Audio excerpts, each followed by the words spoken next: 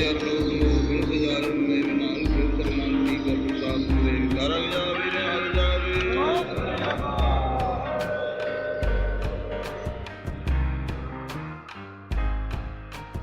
back to Suraj Podcast.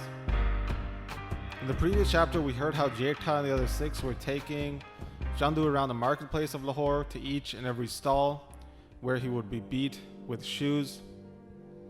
As they were passing the foundry where Chandu got the hot sand from to pour over Guru Arjan Dev Ji, the foundry worker saw Chandu and he was just furious. So he was made to pour that hot sand over Guru Arjan Dev Ji against his will. And when he saw Chandu walking in front of him, he took his opportunity, he took his burning hot ladle and he struck Chandu in the belly, which ripped and burned open his gut. Chandu's intestines slowly spilled out as he fell on his face. So that's how chapter 11 concludes. Chapter 12 now begins describing how Chandu was on the ground, twisting and turning. The previous chapter described it like a fish out of water. So he was just there on the ground and in a crazy amount of pain for about half an hour before dying. Jetha and the other Sikhs then, they called the Chandals and said to them, "Drag him through shit, then take him outside the city, head to the riverbank of Ravi and chuck him into the river." So the Chandals went and they did this, taking him to the river and then throwing him into the water. And this is how the great enemy of the Guru, Chandu, died. The Sikhs were furious when they saw Chandu torturing Guru Arjan Dev Ji, but now seeing him in such a state, they were in a peaceful and relieved state of mind. They were now all singing, "Blessed, blessed is the great warrior Guru Hargobind, who avenged his father in such a fitting manner. No one would have thought that such an important minister to Emperor Jahangir would die in such a dishonorable manner. But Guru Hargobind had performed the impossible." So this is what all the people were singing and talking about while praising Guru Hargobind. The Sikhs who saw this all happen went home, but Jetha, he went directly to the Guru and told him the news. He said, "The great enemy of the Guru has died. We dragged him to the river and threw him in." Guru Hargobind then replied saying, "Whatever he did, he received that in kind. There was no way this great enemy of the Guru would have been saved. Wherever he goes now, in the afterlife, he'll receive great punishment for what he did. I have fulfilled my vow now. I have avenged my father's death. Until I avenged his death, there was a burden on my head, which has now been removed. I can now eat, drink, rest in peace. All the worries and anxieties I have been removed. He died so suddenly, but it was written from the divine that he would die from the hands of that foundry worker." So Guru Hargobind said this, and the day passed. The next day, Jahangir came to Guru Hargobind's divan, his court. He met with the Guru and bowed down. They started talking about all sorts of things, and then they started to talk about Guru Arjan Dev Ji. Jahangir said, "A very old and exalted Peer told me about Guru Arjan Dev Ji. He explained to me the whole story and glory of Guru Arjan Dev Ji. Blessed, blessed was the vast and deep heart of the Guru, who had such power and miracles at hand, but even greater resolve and determination. Chandu had slandered the Guru and warped my mind. I had called the Guru, but I didn't hear any word of the Guru after that. I have understood you, Guru Hargobind, to be Guru Arjan Dev Ji's very form. I still hope you will forgive any faults of mine. I've handed over to you that idiot Chandu, and I'm trying to do whatever I can to please you. And only if I do my best to please you will I remain without fault in my mind." Guru Hargobind then replied saying, "Whatever one does, one reaps the fruit of that action. You've not kept any hatred for the Guru's house. You just did whatever that enemy had told you to, and afterwards you regretted it greatly. And that's why the Guru's house has forgiven you now in all manners. Also, Chandu died yesterday after receiving severe punishment from our Sikhs." Jahangir heard this and said, "Well, that's great. You've avenged the Guru's death, and now Chandu has been killed." So in this manner, Guru Hargobind and the Emperor spoke for some time about this and other matters. The Emperor was delighted listening in, and he stayed for some time before getting up and heading back to his court. Guru Hargobind spent his time in Lahore in this manner, spending a great deal of time here actually. The news of Chandu, how he was handed over by the emperor to the Sikhs, how he had died, had spread now across the empire. How Jahangir had become obedient to Guru Hargobind, how he had great faith and love for the Guru now. Whatever Guru Hargobind would request, Jahangir would agree to, even releasing the 52 kings from the Gwalior jail. So in Lahore, Meharvan, the son of Prithvi Chand, heard all of this praise of Guru Hargobind. So as a little aside here, Prithvi Chand was the elder brother of Guru Arjan Dev Ji. And in the stories related to Guru Arjan Dev Ji, there's quite a lot of stories related to the dispute that happens where Prithvi Chand wanted to be Guru but didn't win the favor of his father, Guru Ramdas. Instead, Guru Arjan Dev Ji ascended to the throne. So there was this long-standing dispute. Prithvi Chand orchestrated a lot of deceitful acts towards Guru Arjan Dev Ji and the very young child Hargobind at that time. So these next few chapters will talk about Meharvan being the son of Prithvi Chand. Prithvi Chand being Guru Hargobind's Taya, or dad's elder brother. So Meharvan would be Guru Hargobind's elder cousin.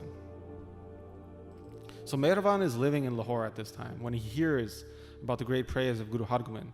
And he's just tormented by this. He's thinking, what has happened?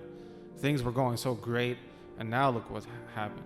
He was thinking, my father, Prithvi Chand, spent his life fighting with Guru Arjan Dev Ji, and nothing happened, nothing came out of that. He passed away still fighting in this dispute.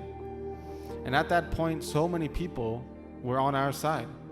And all these people have also passed, like Chandu. And now Guru Hargobind has taken that revenge on Chandu. What a terrible thing the emperor has done to give him over to Guru Hargobind. Guru Hargobind must have performed some type of trickery or black magic on the emperor to get him on his side, such that the emperor now heads to Guru Hargobind's encampment, often with love and faith for the Guru. This camp of Guru Arjan Dev Ji and Guru Hargobind, they have kept Amritsar from us. They have kicked us out of Amritsar. But in reality, we are deserving of the throne of Guru Nanak. But no one has given us that status. So now I must think of a way to remedy this. Jahangir is clearly deluded. So I must approach the prince, the eldest, Shah Jahan, so he may help us and support us. So Meharvan was thinking all these things like this, how we should meet with the prince Shah Jahan, who can be the intermediary to introduce me to Shah Jahan, who can sing my praises to Shah Jahan. And he was thinking that, it must be somebody who's angry or jealous with Guru Hargobind. That person could be our helper in this situation. And eventually, thinking about that, Meharvan thought about Chandu's son, how he would be the right man for the job, somebody who knows the court and who has reach to talk to Shah Jahan. So he was thinking, okay, he'll hear my plan for sure, and he'll become our friend as I'm conspiring against the person who killed his father. So Meharvan sent messages to Chandu's son a few times. He got a very fine pug, a turban, and a dushalla, a double woven shawl, and some money to give to Chandu's son when meeting him. And when they both met, they both started to slander the Guru. These ignorant fools, they didn't understand the glory of Guru Hargobind. So Meharvan said to Chandu's son, whose name is Karam Chand, he said, please arrange a meeting with me and Shah Jahan so that we can kill our enemy. So in the manner that enemies scheme together, that's what these two guys were doing together against the Guru's house. So it was Chandu and Prithvi Chand who had great hate for Guru Arjan Dev Ji, spent their life doing what they could against Guru Arjan Dev Ji. Now it was Chandu's kid, Karam Chand, and Prithvi Chand's kid, Meharvan, who were doing the same to Guru Hargobind. So over the next few days, they spent this time scheming, trying to figure out what to do. And then eventually they went to go meet with the prince, Shah Jahan. So Meharvan, meeting with Shah Jahan, says to him, "O prince, what can we say? For a long time we have not seen a resolution to our problem. Me and Guru Hargobind, we have the same grandfather, Guru Ramdas. My father, Prithvi Chand, was older than Guru Arjan. And that's why we should have been installed as Guru. But the younger, scheming son, Arjan Dev, he took the throne, and then he kicked us out of Amritsar. I don't have anyone else to support me. It's just me and Chandu's son here. We don't have the reach to meet with your father. Who can explain this to your father? If one understood this properly, what happened, then we would have been given the title of Guru. Shah Jahan, may the true Guru, Guru Nanak, be your support. And we have come to your sanctuary for your support, O Shah Jahan. So Shah Jahan listened to this. Then he replied, when the time is right, we will tell our father about this. After he said that, he got immersed in other things. He didn't look too interested. Meharvan got up from the court, headed out. As he was getting out, he was thinking that probably didn't sit too well. I should meet with him often to slander Guru Hargobind, so he's reminded about this. So meanwhile, the Basant season, spring, had beautifully arrived. Flowers of all varieties of colors were blossoming now. The cold was departing, and a great fragrance was coming out from the forests and orchards. When it started to get hot like this, Jahangir was then reminded about Kashmir, where it wouldn't get too hot, and where there were cold rivers and beautiful mountains, where there were beautiful orchards and gardens in which nuts and fruits grow. Only the very fortunate of people at that time would get to enjoy these fruits and nuts. So he thought that he should head back there for the summer, up to Kashmir, and when the monsoon season would hit, then he would come back down to Lahore or Delhi area. So with this desire in his heart, he came to the encampment of Guru Hargobind and brought along with him his eldest son, Shah Jahan. Both of them entering the court, they bowed down to Guru Hargobind.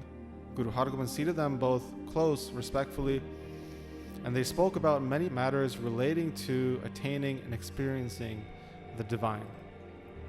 After that discussion, Jahangir then said, "O Peer, listen, now I'm desiring to head up to Kashmir. So please be graceful upon me, even though I'm not here in Lahore.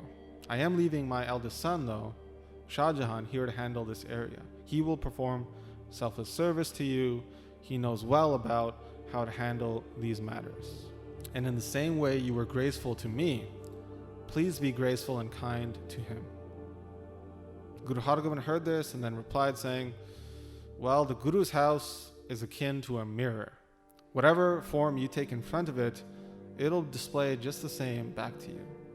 We have behaved just as you have in front of us, and if he behaves as you have, we'll do the same to him. But yes, go experience that great area of Kashmir, where the weather is cool, where there's ice-capped mountains. Go enjoy your rides through the mountains where there is no heavy heat, and where the forests are sprinkled with beautiful flowers. But we will stay here. We'll keep our camp in Lahore. We won't go back to Amritsar. We will remain here remembering the divine Parmeshwar.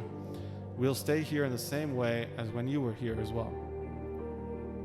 So they had this conversation, and then Jahangir headed back to his camp to prepare for his travel up to Kashmir.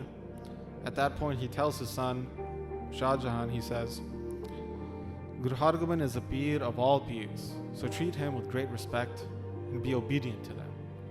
Whatever they say to you, you should do. I will come back and hear about everything that happened here while I am gone, so don't be disobedient to them while I'm gone." So Jahangir said this to his son before giving him the responsibilities of Lahore, and then he headed out to Kashmir with a great amount of soldiers with him. And that's where chapter 12 concludes. In the next chapter, we'll hear how Guru Hargobind sends a group of Sikhs to chat with Meharvan in hopes of bringing these two communities together, and we'll hear how that meeting goes. So that's where we'll pick up next time. But as always, we'd like to thank those who have been supporting the podcast through the Mangalacharyan Patreon page. जरा आऊगा चढ़ के गाऊगा चढ़ के खालसे ना आड़ेगा तरला लाला मरेगा शरण परेगा ते तरेगा गज गज करा जावे गुरु अर्जन साहब के मन पावे ने हालो जावे सत श्री अकाल।